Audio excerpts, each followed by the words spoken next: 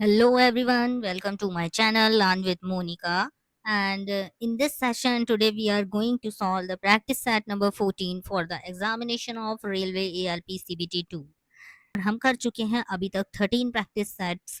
सो अगर आपने अभी तक वो प्रैक्टिस सेट्स नहीं देखे हैं तो प्लीज़ मैं रिक्वेस्ट करती हूँ कि आप सभी जाके उन सेशंस को ज़रूर एक बार देखिए, क्योंकि उनसे आपको बहुत बेनिफिट होने वाला है। उसमें मैंने आपको सभी PYQ बेस्ड और बहुत इंपॉर्टेंट क्वेश्चंस को मर्ज करके करवाया हुआ है, और कुछ सेशंस तो मैंने टॉपिक वाइज भी लिए हैं। सो तो डेफिनेटली आपको वो प्रॉफिटेबल होंगे। सो आज के सेशन में मैं करा रही हूँ आपको मिक्स क्वेश्चंस। जैसा कि आप थंबनेल में देख ही रहे हैं कि आज के सेशन में हम करने वाले हैं mix questions railway ARP CBT 2 के लिए। सो मिक्स क्वेश्चंस भी मैं आपको बता देती हूँ कि हम किस टॉपिक पे कर रहे हैं। मोस्टली क्वेश्चंस मैंने इलेक्ट्रॉनिक्स डिवाइसेस के लिए हुए हैं, और बाकी के क्वेश्चंस कॉमन हैं, रेगुलर मिक्स क्वेश्चंस हैं। सो स्टूडेंट्स, आज का सेशन होने वाला है बहुत ही मज़ेदार, क्योंकि आपको बहुत फ़ायदा होगा इस सेशन से।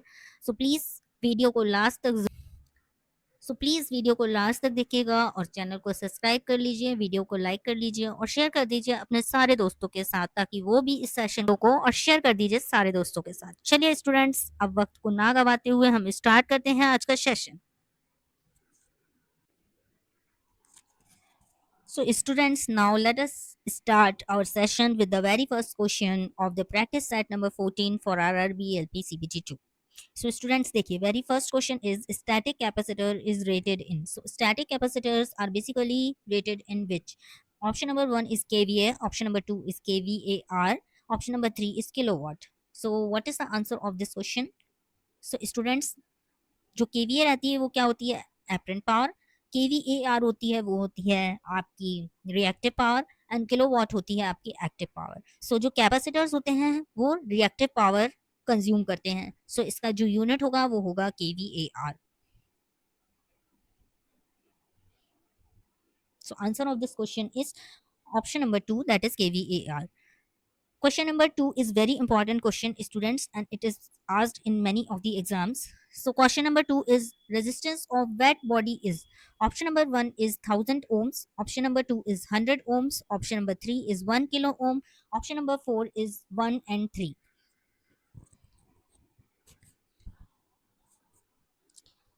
So students, what is the answer of this question? So answer of this question is 1 and 3 both. Because अगर आप 1000 ओम को किलो ओम में लिखोगे तो 1 किलो ओम होगा।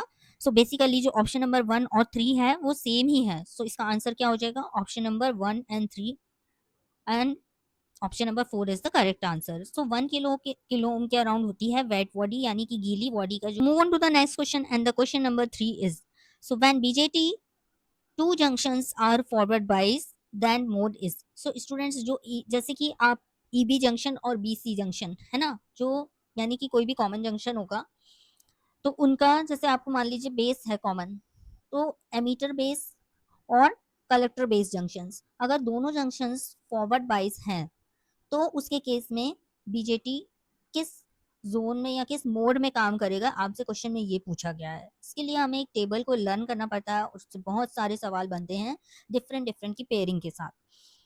सो इसका आंसर क्या होगा? Option number 1 is saturation, option number 2 is cut off, option number 3 is active.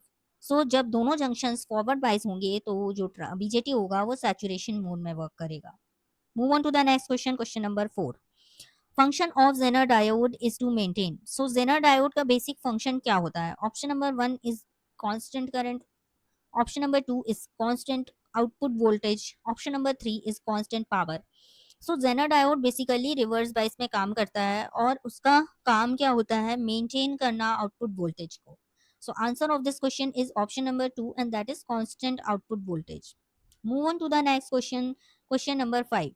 Maximum outlet points can be in power sub circuit. तो सब सर्किट की बात पूछ रहा है आपसे कि सब सर्किट में मैक्सिमम आउटलेट पॉइंट कितने होते हैं। सो पावर सब सर्किट में मैक्सिमम आउटलेट पॉइंट कितने होते हैं, ये भी इंपॉर्टेंट क्वेश्चन है, ये आ चुका है एग्जाम में कई बार। So option number 1 is two outlet point, option number 2 is 3 outlet point, option number 3 is 1 outlet point. So what is the answer of this question? Answer of this question is option number 1, that is 2 outlet point. So power circuit के case में आप याद कर लो कि 2 outlet point point होते हैं maximum. Move on to the next question, question number 6. In a small transformer, type of winding is used for high voltage. So high voltage winding small transformers में क्या use करते हैं, किस type की winding का use करते हैं? So option number 1 is crossover winding.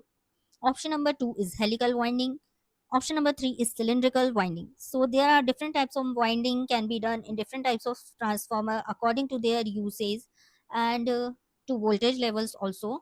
So in this case, the question examiner may ask this, the small transformer में किस टाइप की वाइंडिंग यूज होती है हाई वोल्टेज के लिए? So answer of this question is crossover winding. Crossover winding का use होता है स्मॉल ट्रांसफॉर्मर्स में हाई वोल्टेज के लिए. Move on to the next question, the question number 7. In star connection, line current is what when phase current is 10 ampere. So students, हमें पूछा गया है कि जो लाइन करंट है वो क्या होगी अगर फेस करंट जो है वो 10 एम्पियर है. So students, I already have taught you that in star connection, VL is equals to root 3 VPH and IL is equals to IPH in case of three phase uh, s- sorry star connection. In star connection, the relation between the VL and VPH and IL and IPH is as shown here. So students, यहाँ पर पूछा गया क्या है, हमें दिया गया है कि आईपीएच जो है वो 10 एम्पियर है. So basically in star connection I L is equals to IPH. So I L कितनी हो जाएगी आपकी 10 ampere. So I L can not be change, may be constant and its value is 10 ampere. So answer of this question is 10 ampere. Move on to the next question, students. So next question is question number 8. The overcharging and over discharging of a lead acid battery results in.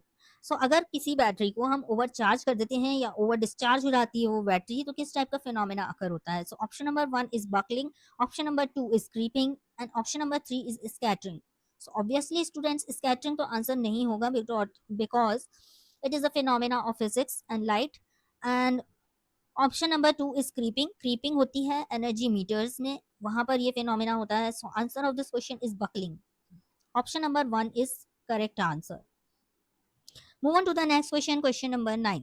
Speed control is not easy in. So speed control किस में easy नहीं होती है, किस type की motor में?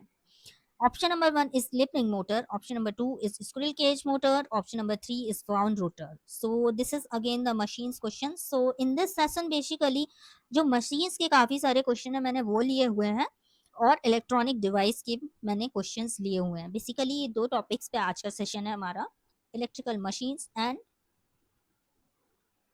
Most of the question की बात कर रही हूँ कि ज़्यादा से ज़्यादा क्वेश्चन जो है वो मशीन्स के और इलेक्ट्रॉनिक डिवाइसेस के. So move on to the next question. Speed control is not easy in. Speed control किसमें easy नहीं है? So option number 1 is slip ring motor. Option number 2 is squirrel cage motor. Option number 3 is wound rotor. So which type of machine? So answer of the question number 9 is option number 2 and that is squirrel cage motor. Maybe the spelling of squirrel is wrong here, but आप समझ गए होंगे. So move on to the next question and question number 10 is in induction motor at near synchronous speed, torque speed and torque slip curve is.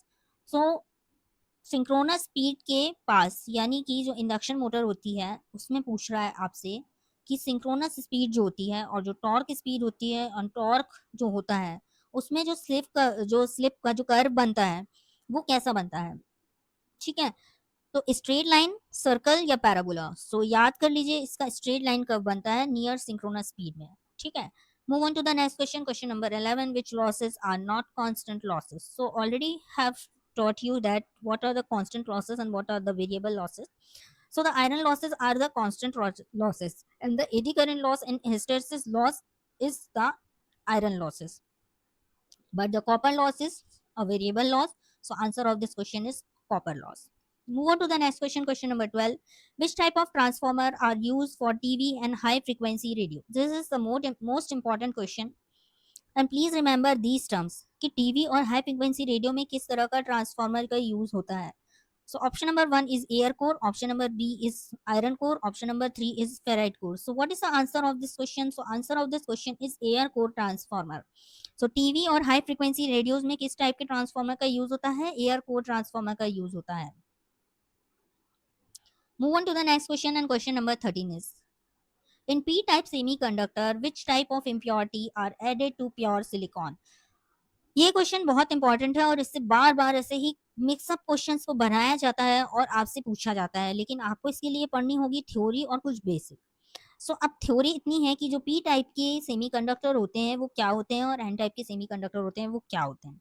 So pure silicon होता है जब उसमें हम doping करवाते हैं कुछ प्योरिटीज की, तो वो पी टाइप का फॉर्म होता है या एन टाइप का फॉर्म होता है।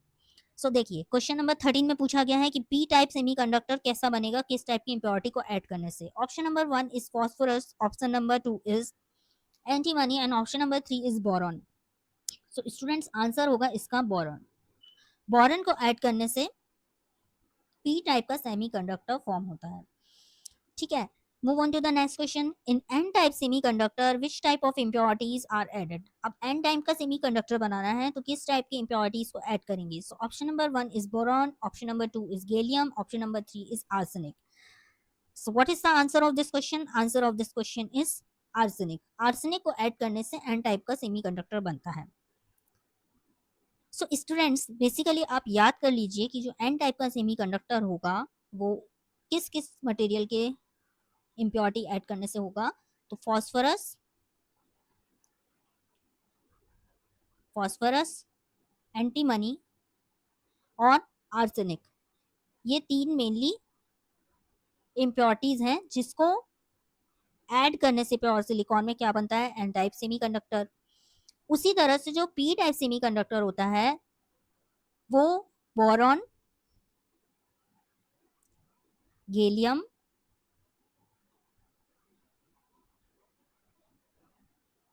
बोरॉन और गैलियम, इंडियम, इनको ऐड करने से पी टाइप सेमीकंडक्टर बनता है।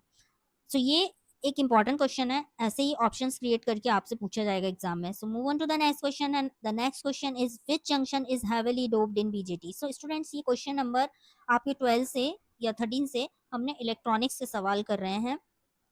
सो which junction is heavily doped in BJT. So BJT में किस तरह का कौन सा जो जंक्शन रहता है वो हेवीली डोप्ड होता है। सो स्टूडेंट्स जो बीजेटी होता है उसमें हेवीली डोप्ड क्या होगा, लाइटली डोप्ड क्या होगा, मीडियम डोप्ड क्या होगा, ये आपको पता होना चाहिए। This is the basic question of BJT. BJT का सिंबल पता होना चाहिए, बीजेटी का पता होना चाहिए कि किस टाइप का कंट्रोल डिवाइस है, यानी कि करंट कंट्रोल है या वोल्टेज कंट्रोल है। ये 3-4 क्वेश्चन आपसे पूछेगा हमेशा एग्जामिनर। एक टेबल जो मैंने अभी बताई कि जो जंक्शन है वो अगर फॉरवर्ड फॉरवर्ड होगा तो क्या होगा, फॉरवर्ड रिवर्स होगा तो क्या होगा, रिवर्स फॉरवर्ड होगा तो क्या होगा, रिवर्स रिवर्स होगा तो क्या होगा। That table is also always asked in the question. So students which junction is heavily doped. So heavily doped कौन सा जंक्शन होता है, emitter. Emitter is always a heavily doped junction in BJT. Lightly doped की बात करेंगे तो क्या होगा, बेस। बेस होता है लाइटली डोप्ड जंक्शन। अब पूछ रहा है मॉडरेटली, अगर आपसे पूछा जाएगा तो मॉडरेटली होता है कलेक्टर जंक्शन। क्या होगा, collector junction. Collector junction is moderately doped. Move on to the next question, which configuration of BJT is known as emitter follower. So students ये भी क्वेश्चंस आते हैं कि एम्पलीफिकेशन में एमीटर फॉलोअर की तरह और इंपेडेंस मैचिंग के लिए किस तरह के कॉन्फ़िगरेशन का यूज होता है बीजेटी में। सो आप याद कर लीजिए जो एमीटर फॉलोअर होता है वो कलेक्टर कॉमन कलेक्टर कॉन्फ़िगरेशन में एमीटर फॉलोअर का यूज होता है।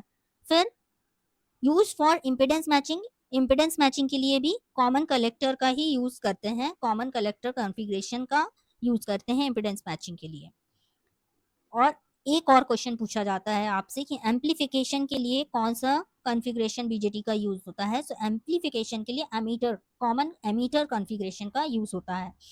फिर आपसे पूछा जाएगा कि ऐसा कौन सा कॉन्फ़िगरेशन है जिसमें high current gain, high input impedance, low output impedance and 0 degree phase shift होगा। सो ऐसा एक ही कॉन्फ़िगरेशन है one and only common collector. So common collector में आपको ये प्रॉपर्टीज कैरेक्टरिस्टिक्स देखने मिलेंगी कि high current gain, high input impedance, low output impedance and 0 degree phase shift. 0 degree phase shift सिर्फ यही बस भी पूछ देगा अगर एग्जामिनर, तो आपको पता होना चाहिए। ऐसे कुछ क्वेश्चंस हैं जिनको आप गो थ्रू बस होते हैं और एग्जामिनर बीच में ऐसे बहुत मस्त क्वेश्चन डालता है कि आप कंफ्यूज हो जाएं और आप घर आकर सोचिए कि मेरा पेपर बिगड़ गया क्योंकि मुझे 3-4 क्वेश्चन नहीं बने, अगर वो बन जाते तो मेरा पेपर क्लियर हो जाता, एग्जाम क्लियर हो जाता। सो स्टूडेंट्स ऐसे ही क्वेश्चंस को पढ़ने के लिए बने रहिए हमारे चैनल, मेरे चैनल के साथ। Learn with Monica. और प्लीज़ चैनल को सब्सक्राइब करिए अगर आपको ये सेशंस इन्फॉर्मेटिव लग रहे हैं और आपको हेल्प कर रहे हैं मॉक टेस्ट में, और आपका स्कोर बढ़ रहा है और आपको नॉलेज मिल रहा है, आपको कंटेंट भी अच्छा मिल रहा है और बहुत ही रिफाइन कंटेंट है। सो प्लीज़ सेशन को लाइक करिए, थम्स अप कीजिए, अपने फ्रेंड्स के साथ शेयर कीजिए और प्लीज़ सब्सक्राइब भी कीजिए लर्न विद मोनिका को। आज के सेशन में इतना ही। Thank you for watching.